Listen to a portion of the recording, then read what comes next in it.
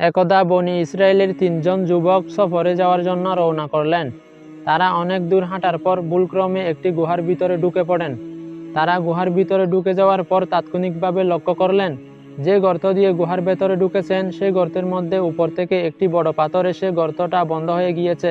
তারপর 3জন যুবক অনেক চেষ্টা করলেন গর্ত থেকে পাথরটিকে সরানোর জন্য, কিন্তু কিছুতেই তারা পাথরটিকে গর্ত থেকে সরাতে পারলেন না। অবশেষে তারা ব্যর্থ হয়ে 3জন কান্নাকাটি করতে লাগলেন এবং সবাই আল্লাহকে ডাকতে লাগলেন। এই বিপদ থেকে একমাত্র আল্লাহই পারে আমাদেরকে রক্ষা করতে। তারপর তারা 3জন বললেন যে, আমাদের মধ্যে কার কি নেকি আছে সমস্ত নেকি নিয়ে আল্লাহর দরবারে দোয়া করো।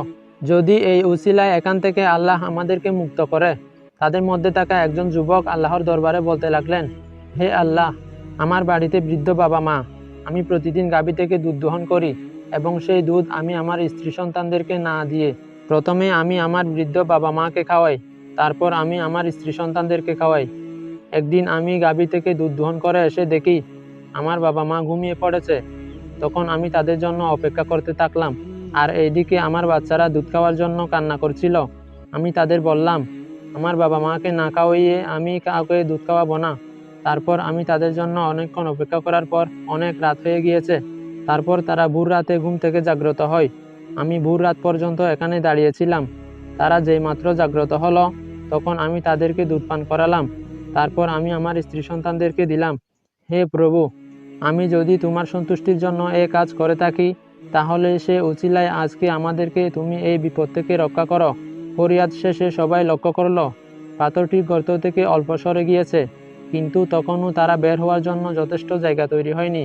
তারপর তাদের মধ্যে থাকা দ্বিতীয় যুবক আল্লাহর দরবারে ফরিয়াদ করতে লাগলো, হে আল্লাহ, আমার এক চাচাতো বোন ছিল যে খুবই সুন্দরী ছিল এবং যাকে আমি অনেক ভালোবাসতাম। সেই চাচাতো বোনের প্রতি আমার এতটাই লোভ ছিল যে একদিন তাকে প্রস্তাব করলাম আমার সাথে কুকর্ম করার জন্য, কিন্তু আমার সেই চাচাতো বোন আমার এই প্রস্তাবে রাজি হলো না। অতঃপর কিছুদিন পর আমার সেই চাচাতো বোনের অর্থ সংকট দেখা দিল। সে অনেক বিপদে পড়ে আমার কাছে এসে অর্থ চাইল। আমি তার সাথে কুকর্ম করার প্রতিদানে অর্থ দিতে রাজি হলাম। অতঃপর আমার সেই চাচাতো বোন আমার প্রস্তাবে রাজি হলো। তারপর আমি তাকে নিয়ে একটি নির্জন ঘরে গেলাম। ঘরে ঢোকার সাথে সাথে আমার শরীরটায় একটা কাঁপুনি দিয়ে উঠল। মুহূর্তের মধ্যে আমার ভিতর তোমার ভয় চলে আসলো, হে আল্লাহ। তখন আমি চিন্তা করলাম, এত বড় পাপ কাজ করলে আল্লাহ আমাকে ক্ষমা করবে না। অতঃপর আমি আমার চাচাতো বোনকে নির্দিষ্ট পরিমাণ অর্থ দিয়ে তাকে বিদায় করে দিলাম। হে রাব্বুল আলামিন, সেদিন যদি আমি তোমার ভয়ে এই পাপ কাজ থেকে নিজেকে সুরক্ষিত রেখে থাকি তাহলে সেই উছিলায় আজকে তুমি আমাদেরকে এই মুসিবত থেকে রক্ষা করো। এই যুবকের দোয়া শেষে পাথরটি গর্ত থেকে আরও একটু সরে গেল, কিন্তু তখনও তারা 3জন বের হওয়ার জন্য যথেষ্ট ছিল না। অতঃপর তাদের মধ্যে থাকা তৃতীয় ব্যক্তি আল্লাহর দরবারে ফরিয়াদ করতে থাকলো এবং বলল, হে আল্লাহ, আমি একদিন আমার জমিতে কাজ করার জন্য 3জন শ্রমিক রেখেছিলাম। দিন শেষে তাদের 2জনকে আমি পারিশ্রমিক দিলাম, আর একজন শ্রমিক তার পারিশ্রমিক না নিয়ে চলে গেল। অতঃপর আমি সেই শ্রমিককে না দেওয়া টাকাগুলো নিয়ে একটা ব্যবসার কাজে লাগালাম। ধীরে ধীরে আমার সেই ব্যবসা বড় হতে লাগলো।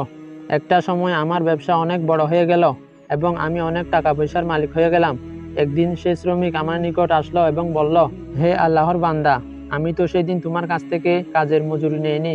অতঃপর আমি সেই ব্যক্তিকে বললাম, গরু ছাগল যা দেখতেছেন সবকিছু তোমার টাকা দিয়ে করা। কিন্তু সেই ব্যক্তি কিছুতেই বিশ্বাস করছিল না। আমি তাকে বললাম, সেদিন তোমার মজুরি না দিয়ে যে টাকাটা বেঁচে গিয়েছিল সেই টাকা দিয়ে আমি ব্যবসা করে এসব কিছু জুড়িয়েছি, এসব কিছু তোমার। অতঃপর ওই ব্যক্তি গরু ছাগল সবকিছু নিয়ে চলে গেল, আমার জন্য কিছুই রেখে গেল না। আমিও তাকে সবকিছু কালাফ মনে দিয়ে দিলাম। হে রাব্বুল আলামিন, তুমি যদি আমার সেদিনের কাজে সন্তুষ্ট হয়ে থাকো তাহলে এর উসিলায় আজকে আমাদের এই বিপদ থেকে রক্ষা করো। অতঃপর তারা 3জন লক্ষ্য করলেন গুহার গর্তের মুখ থেকে পাথরটি পুরোপুরি সরে গেল। তারা 3জন খুশি হয়ে আল্লাহর দরবারে শুকরিয়া আদায় করলেন এবং গুহা থেকে বের হয়ে গেলেন।